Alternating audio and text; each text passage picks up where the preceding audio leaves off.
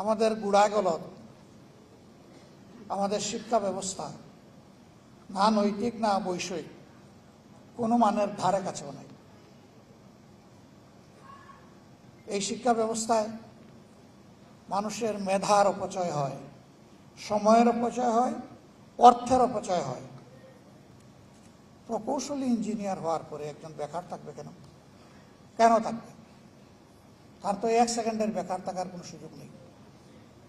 এখানে দুটি সমস্যা, একটা হচ্ছে আমাদের সামাজিক পরিবেশ, আর একটা হচ্ছে আমাদের মানসিক পরিবেশ।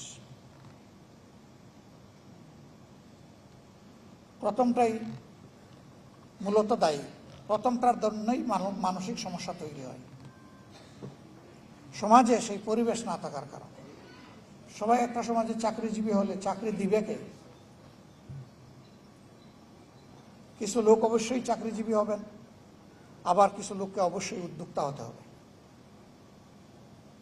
মনে কেউ কোনো কষ্ট নেবেন না। আমাদের এখানে প্রকৌশল সেক্টরে হয়নি কেন? 3 কারণে। প্রথমে ইন্টেনশনের অভাব বা প্ল্যানের অভাব, দ্বিতীয়ত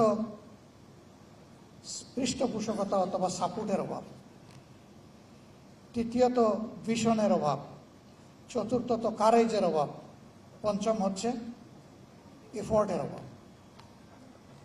এই 5 অভাবের কারণে আমরা পিছিয়ে পড়ে আছি। আমরা এই গুণে ধরা বাংলাদেশ ইনশাআল্লাহ বদলাতে চাই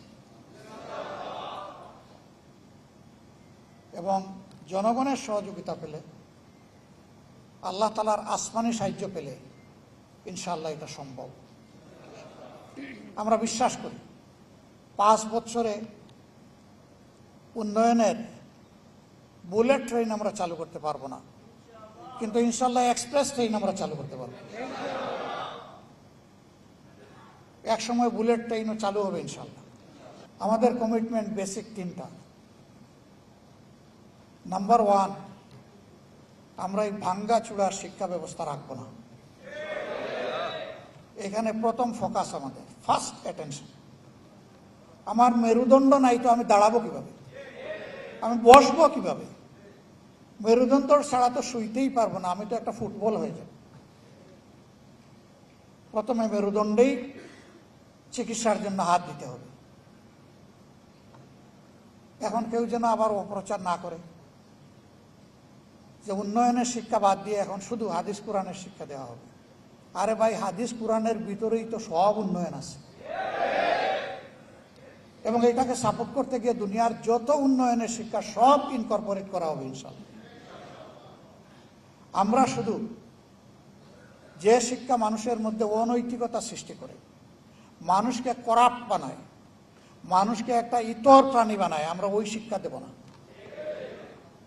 মানুষকে যে শিক্ষা মানুষ বানায়, যে শিক্ষা প্রত্যেকটা মানুষকে সম্মান করতে শেখায়, মর্যাদা দিতে শেখায়, আমরা ইনশাআল্লাহ সেই শিক্ষাটাই আমাদের ছেলে মেয়েদের হাতে তুলে দেব।